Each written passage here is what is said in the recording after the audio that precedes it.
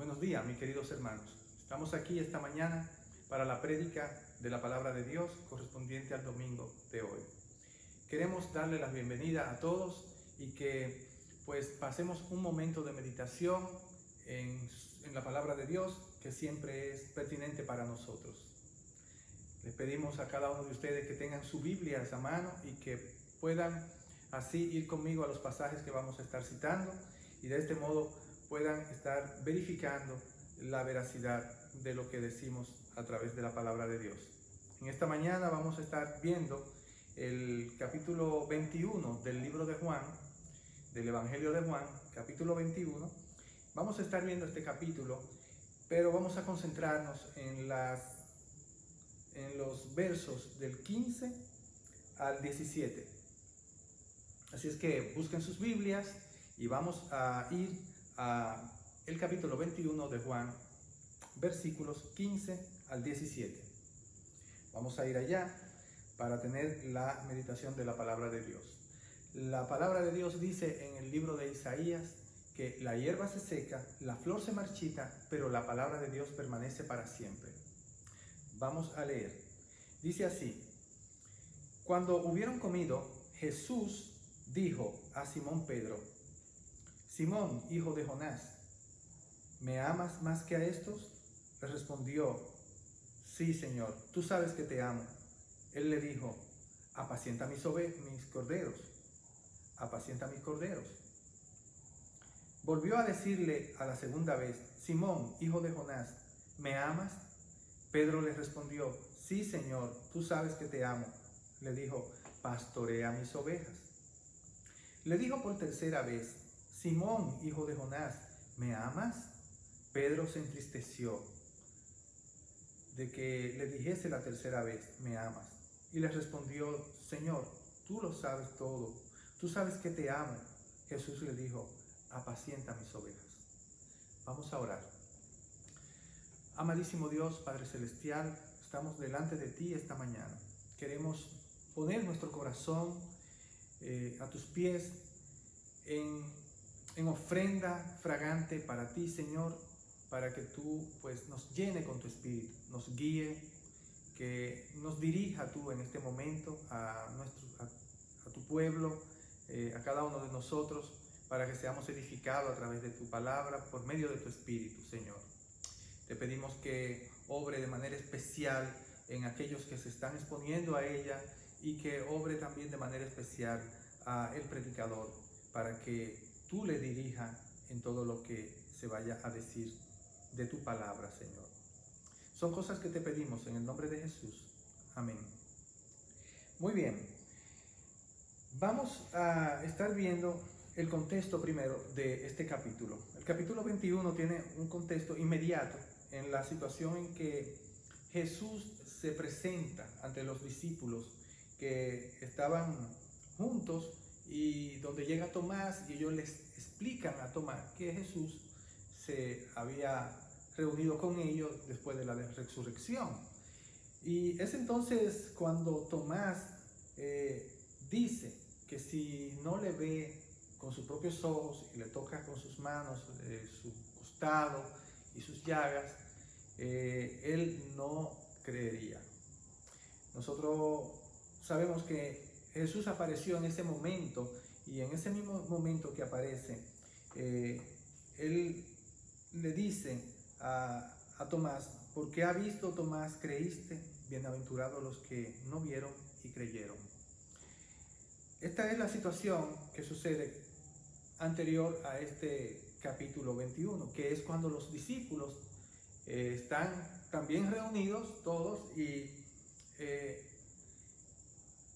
Pedro le dice a sus compañeros, a sus amigos, parece como que está en una situación en la que no hay mucho que hacer, y Pedro le dice: me voy a pescar. Nosotros sabemos que esa es la vida cotidiana de Pedro antes de entrar en el ministerio de Jesús, de que Jesús lo llamara, y él en este momento está diciéndole a sus amigos y hermanos en Cristo que él se va a pescar. Y ellos todos les dicen: nos vamos contigo, Pedro, nos vamos contigo, Pedro, vamos contigo a acompañarte a pescar. Y sabemos que en este capítulo, en todo el capítulo completo, vemos una situación que se da muy extraña. Vamos a estar viendo estas situaciones. Los discípulos están motivados por Pedro. Pedro sigue siendo como el líder, todos le siguen y vemos cómo es la vida después de Jesucristo. Eso es lo mismo que nos ocurre a nosotros. Hemos tenido un encuentro con Jesucristo, hemos caminado con Cristo. Cuando nos convertimos, entregamos nuestra vida, el primer amor, esta situación de euforia y de entrega a la vida cristiana, y hacemos todas las cosas que pues la iglesia, todos los quehaceres en el mundo de nuestros hermanos cristianos. Y ocurre que después, un tiempo después, comenzamos a mirar otras cosas que están alrededor de nosotros dentro de la misma comunidad. Y lo que ocurre es que viene la vida después de Jesucristo. Cristianos que nos comenzamos a acomodar. La fe que hemos recibido entonces y la seguridad de salvación sustituyen a Jesucristo. Comenzamos a tomar el tema de la fe, el tema de la salvación, y nuestras vidas se llenan de muchas situaciones en las que nosotros estamos mirando cosas relativas al cristianismo, pero no miramos a Cristo. Hay algo que comienza a suceder. También tenemos problemas y conflictos, y en esos problemas y conflictos sufrimos no por causa ya de Cristo, sino por causa de nosotros como cristianos. Comenzamos a entender que nosotros sufrimos, que tenemos situaciones, que Dios nos pone en prueba, pero nosotros comenzamos a vernos a nosotros como los fuertes, los que estamos venciendo, los que tenemos la fuerza, y decretamos muchísimas cosas, y sin embargo no nos enfocamos en quién es el que gana siempre la victoria en nuestras batallas, que es Jesucristo. Nos agrupamos con personas que parecen iguales a nosotros en la iglesia, o sea, nos buscamos los que son parecidos a nosotros. Y mis queridos hermanos, sucede algo extraordinario. Comenzamos a hacer clubes y grupos dentro de la iglesia, y divisiones incluso dentro de la iglesia, y formamos otro cuerpo de Cristo. Y como es de esperar, levantamos a otro Cristo, que no es el Cristo de los evangelios, y otro evangelio que no es el de las Escrituras. En Gálatas 1:6 al 10 dice: estoy maravillado de que tan pronto os hayáis alejado del que os llamó por la gracia de Cristo para seguir un evangelio diferente. Pablo aquí se maravilla y dice: ¿cómo es posible que ustedes, después del llamado que se le ha hecho para que sigan a Jesús, para que estén bajo la gracia de Jesús, ahora siguen un evangelio diferente? Y continúa diciendo: no que haya otro, sino que hay algunos que os perturban y quieren pervertir el evangelio de Cristo. De modo que no es simplemente que haya otro, sino que hay algunos que os perturban. Vienen a nosotros entonces ideas, situaciones que nos ocupan y nos perturban, y que quieren pervertir el evangelio de Cristo. Mas, dice el versículo 8, si aún nosotros o aún un ángel del cielo os anuncia otro evangelio diferente al que os hemos anunciado, sea anatema. Como antes hemos dicho, también ahora lo repito, si alguno os predica diferente evangelio del que habéis recibido, sea anatema, sea maldito. Pues, ¿busco ahora el favor de los hombres o el de Dios? ¿O trato de agradar a los hombres? Pues si todavía agradara a los hombres, no sería siervo de Cristo. De modo que nosotros vemos que en Gálatas se nos abre la dimensión de una situación que está ocurriendo aquí al principio del capítulo 21. Estaban juntos, Simón, Pedro, todos estaban juntos. Pedro dice: voy a pescar. Él lo dice porque él quiere ir a pescar, es su costumbre, es un pescador. Y de repente todos le dicen al líder: yo voy contigo, vamos, te acompañamos a pescar. Entonces se pasan, según lo que nos dice en el versículo 23, en el versículo 3, Simón Pedro le dijo, vamos a pescar, y después que ellos se van a pescar, dice que pasaron toda la noche y no pescaron nada. Así dice, no pescaron nada. Nosotros podemos ver aquí varias cosas. En el caso nuestro, si nos ubicamos en el presente que estamos viviendo, podemos ver que siempre nosotros estamos siendo llamados por un mensaje diferente, para mirar hacia otro lado. Hay algo que nos quiere desenfocar siempre de Cristo, de la mirada en Cristo, de tener a Cristo en nosotros. Y entonces comenzamos a ver un mensaje distinto. Este mensaje de hoy es precisamente el mensaje que nosotros conocemos porque es el que nos embarga a todo el mundo. Es un mensaje de miedo, es un mensaje de muerte y un mensaje de un nuevo orden, de una situación distinta a la que vivíamos antes. Y esta situación nos ha alborotado y esto nos ha llevado a nosotros a entender que tenemos que protegernos, que tenemos que buscar la manera de, por el miedo que nos han infundido, hacer cosas que son el protocolo del sistema actual. Entonces, esta enfermedad, esta situación que estamos viviendo mundialmente, ahora mismo, ha cambiado de cabeza a pies todas las cosas. La ha revuelto. Y nosotros tenemos ahora una vida llena de miedo.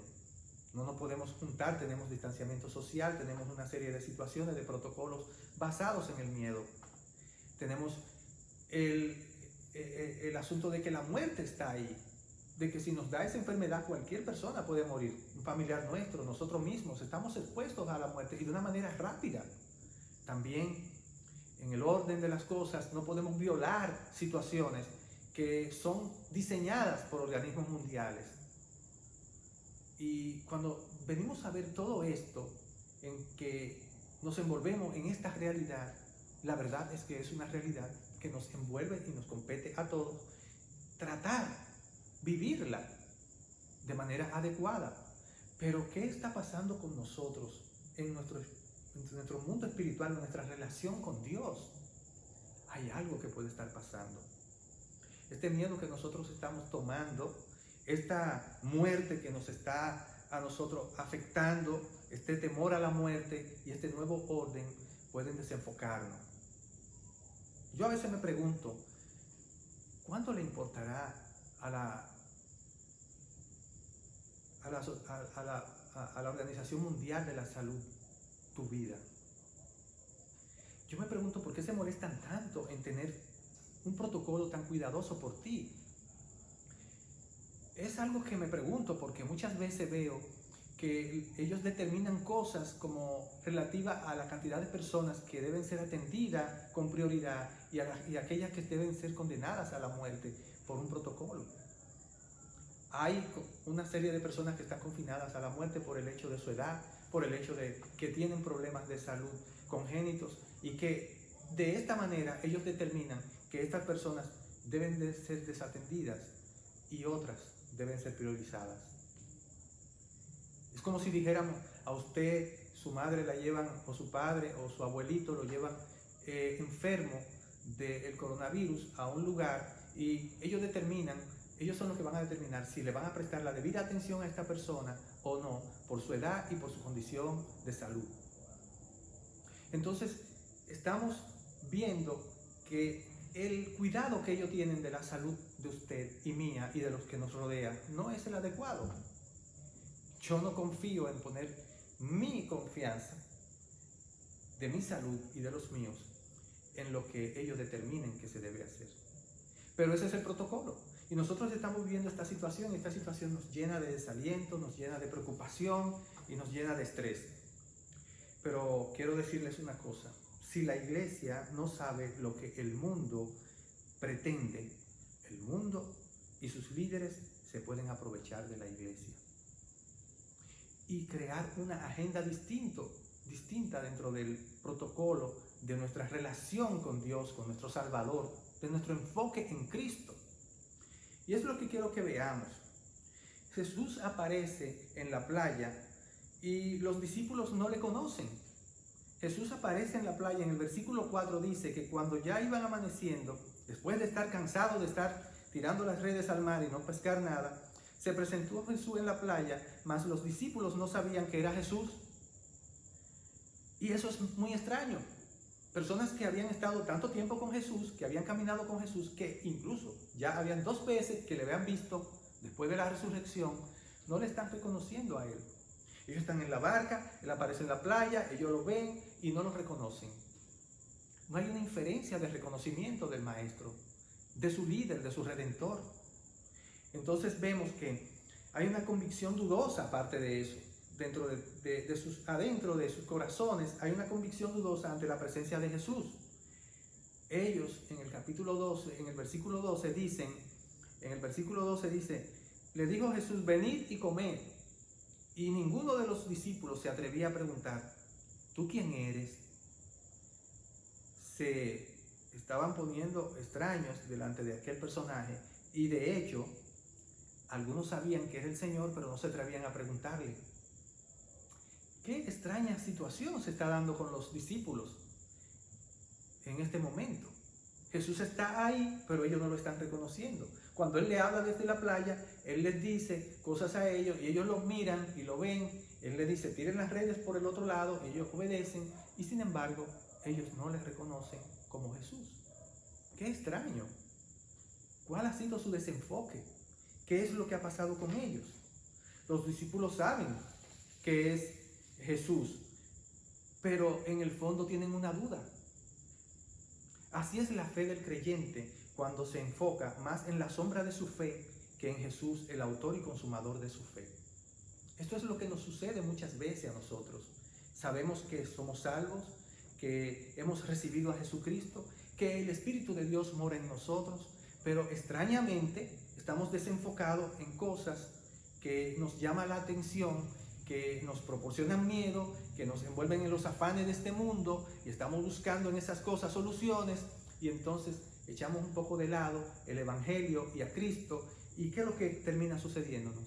Que cuando en medio de nuestras situaciones Jesús se presenta para ayudarnos, para entregarnos su bendición, nosotros estamos desenfocados y no sabemos lo que está pasando. Amigo, amiga, Jesús le pregunta si tiene algo de comer para guiarlos a encontrar peces. Jesús viene delante de usted y le pregunta, ¿tiene hambre? ¿Tienes sed de mí? ¿Tienes necesidades? Él quiere que tú seas obediente y que su voluntad se haga en ti. En los versículos 5 y 6 nosotros vemos que Él les dice, hijitos, ¿tenéis algo de comer? Les respondieron, no tenemos nada. Se habían pasado la noche tirando las redes. Él les dijo, echad la red a la derecha de la barca y hallaréis.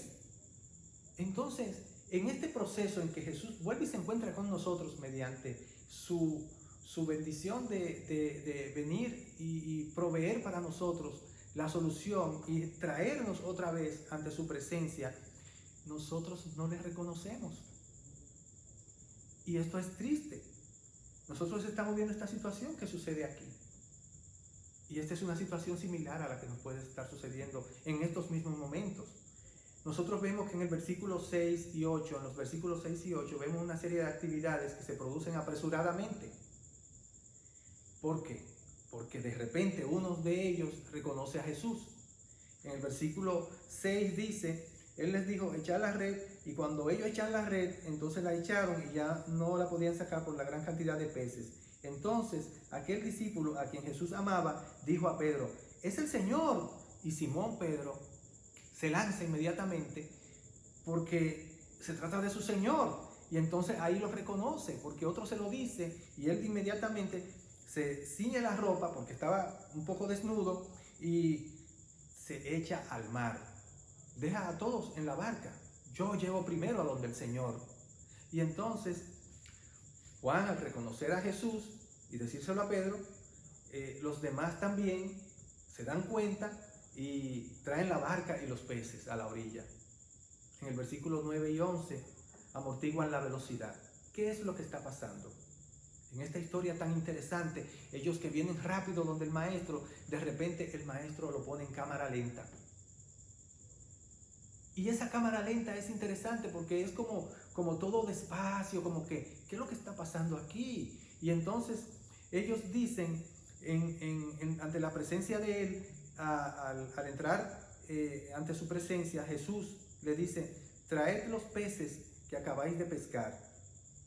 Y cuando él le dice eso, entonces como que comienza una situación, y subió Simón Pedro y sacó la red de la tierra, a la tierra llena de grandes peces, 153, y aún siendo tantos la red no se rompió.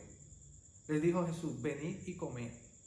Y ninguno de los discípulos se atrevía a decirle nada. Lo interesante de todo esto es que cuando ellos llegan allí, ya Jesús tiene peces y tiene panes. Jesús no está esperando que ellos le traigan los peces para alimentarlos. Jesús ya tiene de antemano preparado todo para que ellos pasen un buen momento con Él.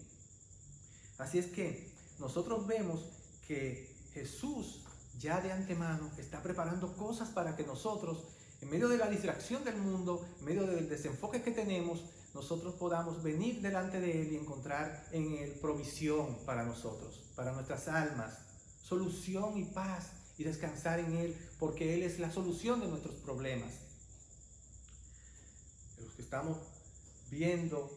estamos viendo ahora mismo son hombres desenfocados y que muestran una clase de obediencia muy particular.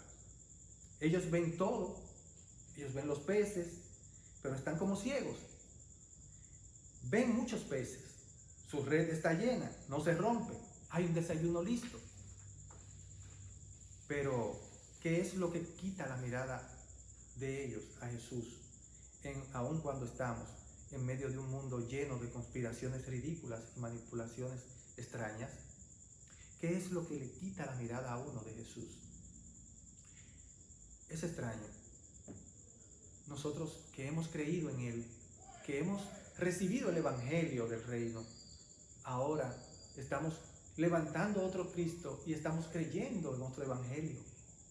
Y sea anatema si nosotros seguimos ese Evangelio.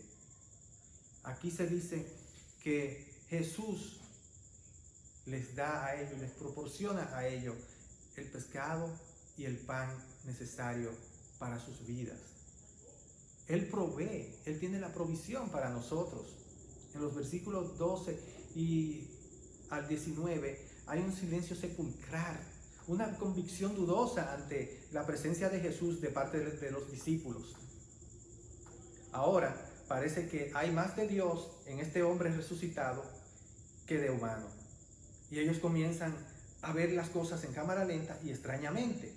Jesús se está acercando a Pedro, a quien no debería acercarse, porque la última vez que estuvieron en una relación cercana, Jesús le dijo, tú me negarás 3 veces, y él así lo hizo.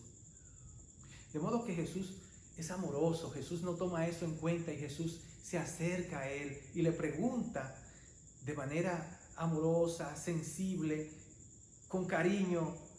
Le está diciendo, olvida el pasado y tengo cosas para ti ahora, nuevas. Tengo estas cosas y te voy a hacer una pregunta. Bueno, 3 preguntas. Entonces, vemos que Él les dice después que hubieron comido, Simón, hijo de Jonás, ¿me amas más que estos? Y Él le responde, sí, Señor, yo te amo. Escuchemos lo que le dice Jesús. Apacienta mis corderos. Jesús vuelve y le hace la misma pregunta. Y cuando le hace la otra pregunta de nuevo, que si lo ama, Él le dice, pastorea mis ovejas. Y en la tercera vez que le pregunta, Él vuelve y le dice, alimenta mis corderos, apacienta mis corderos. Vamos a ver qué es lo que está sucediendo con estas preguntas. Jesús a cada respuesta de Pedro le está diciendo más de lo que Pedro espera. Si tú realmente me amas, tendrás 2 misiones. Una es apacentar mis ovejas y la otra es pastorear mis ovejas. ¿Qué significa apacentar? Apacentar significa alimentar. De modo que tu misión es alimentar a tus ovejas. Jesús dijo, yo soy el pan de vida y el que come de mí jamás tendrá necesidad de alimento. Y de hecho, nosotros sabemos que aquí que la alimentación que Él le está diciendo a Pedro que le dé a sus ovejas es la alimentación de la palabra. La alimentación del conocimiento de todo el consejo de Dios. Y le está diciendo, aparte de eso, yo quiero que tú tengas la otra misión, que es la de pastorear mis ovejas. ¿Qué quiere decir pastorear? Dirigir, conducir, guiar. Entonces, lo que estamos viendo es que Jesús está restaurando a Pedro a la posición que Él le tenía reservada. Él había preparado todo esto de antemano, como la cena, como las circunstancias que se están presentando, que ahora aparecen en cámara lenta, y en todos estos eventos ellos se quedan atónitos, y en medio de estas preguntas Él le está diciendo, olvídate del pasado, yo te estoy restaurando a una posición de responsabilidad para que tú, si me amas a mí, tenga estas dos misiones por delante. Y a mí me encanta cómo Él introduce estas misiones en Pedro a través de preguntas de amor. Es una relación de amor la que Él siempre tiene con nosotros y ha tenido. Incluso nosotros podemos entender que a través de estas preguntas se responde esto que nosotros queremos saber siempre, si verdaderamente Dios nos ama como nosotros ni siquiera lo merecemos. Estas preguntas están respondidas aquí, demostrando que Él quiere restaurarnos a cada instante. Los pastores no solo son aquellos que están en las iglesias. Los pastores en este momento y en todos los momentos, a través de la palabra, son aquellos que están en sus casas dirigiendo las vidas de los suyos por medio del camino de la palabra de Dios. Que enseñan a sus hijos desde pequeños, que lo llevan agarrado de mano y que le hacen mirar a todas partes según el consejo de Dios. Y sabemos que en Josué y en los libros del Antiguo Testamento nosotros vemos cómo Dios se ocupa de demostrarle a cada uno de los hijos de Israel que ellos tienen la responsabilidad de enseñarle a las generaciones acerca de su palabra. Y nosotros debemos enfocarnos en eso. Jesús nos dice, yo quiero que tú te enfoques en mí, que me mires a mí, pero yo quiero que tú en esa mirada que pones en mí reconozca que yo te amo, que tú me amas y que en este amor, en esta relación hay dos misiones escondidas. Y tenla presente. Apacienta mis ovejas, alimenta mis ovejas, pastoreas mis ovejas. En nuestros hogares nosotros tenemos que diseñar todo lo que es la información y rediseñar toda la información que viene de fuera. Nosotros no podemos estar filtrando todo y dejándolo pasar como si nada. Nuestros hijos deben entender que lo que está ocurriendo allí afuera en el mundo, que todo eso que está pasando, que produce miedo, nosotros debemos de tener eso como una realidad, pero también debemos de tener la confianza en que Jesús estará siempre a nuestro lado, estará con nosotros y que nosotros tenemos una esperanza diferente, que es la esperanza en Él y en su redención. Cristo cuando vino al mundo nos alimentó y nos dio vida con su propia vida. Yo soy el pan de vida. También dijo en la última cena, este es mi cuerpo que por vosotros es partido. Este es el cuerpo de nuestro Señor que al ser vituperado en la cruz del Calvario nos dio vida. Entonces, las palabras de Pedro estaban de más porque aunque le digamos a Dios todo el día, todo el tiempo que lo amamos, si no estamos alimentando a alguien y dirigiendo a alguien, no estamos agradando a Dios. En Juan 14:15 dice, si me amáis, guardáis mis mandamientos. El asunto es este. Para poder ser buenos cristianos, no cristianos, sino buenos cristianos, verdaderos adoradores, no adoradores, del Altísimo, de nuestro Dios, debemos enfocarnos en Jesús, dejarnos a Él para que nos alimente con su palabra y con su vida. Puesto los ojos en Jesús, el autor y consumador de la fe, el cual por el gozo puesto delante de Él, sufrió la cruz, menospreciando el oprobio, y se sentó a la diestra del trono de Dios. Gloria a Jesucristo, gloria a Dios por esto. Nosotros tenemos por qué alegrarnos y tenemos en qué enfocarnos en momentos como este.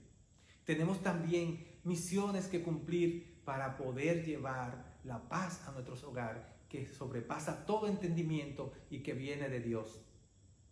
Nosotros tenemos mucho material en nuestra Biblia a través de la relación con Dios para nosotros vivir una vida plena en medio de esta situación. Son tiempos difíciles, pero hermano, hermana, yo quiero decirte a ti, hoy día, busca en la palabra de Dios, confía en Él, Él hará. Él hará en ti, Él hará en mí y Él hará en los tuyos. Apacenta tus ovejas, pastorea tus ovejas. Que Dios te bendiga. Amén. Vamos a orar. Amadísimo Dios, Padre Celestial, te damos gracias por tu palabra, Señor. Te pedimos que obre de manera especial en cada uno de los que hemos sido expuestos a ella y que reconozcamos que en un mundo lleno de tantas influencias y de tantas cosas que ocurren, temores, protocolos y situaciones, tu iglesia debe prevalecer, Señor.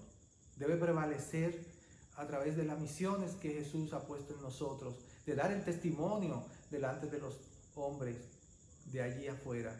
Y que nosotros debemos presentar esta confianza y esta fe al mundo que hemos recibido de Cristo. Ayúdanos, Señor, a ser buenos testigos, testigos fieles delante de este mundo, ser luz en este mundo, Señor. Ayúdanos, Señor, a crecer cada día más en ti y a alimentar y apacentar nuestras ovejas, Señor. Son cosas que te pedimos en el nombre de Jesús. Amén. Amén. Muchas gracias. Muchas gracias. Queremos decirles a cada uno de ustedes que están siempre invitados a venir a concurrir al culto dominical a través de este canal. Pueden suscribirse y pueden comentar también. Gracias por su atención y esperamos que se mantengan siempre en contacto con nosotros. Si se suscriben, pueden tener siempre notificaciones de cada uno de los videos y de cada una de las prédicas que vamos a estar subiendo. Que Dios les bendiga a todos.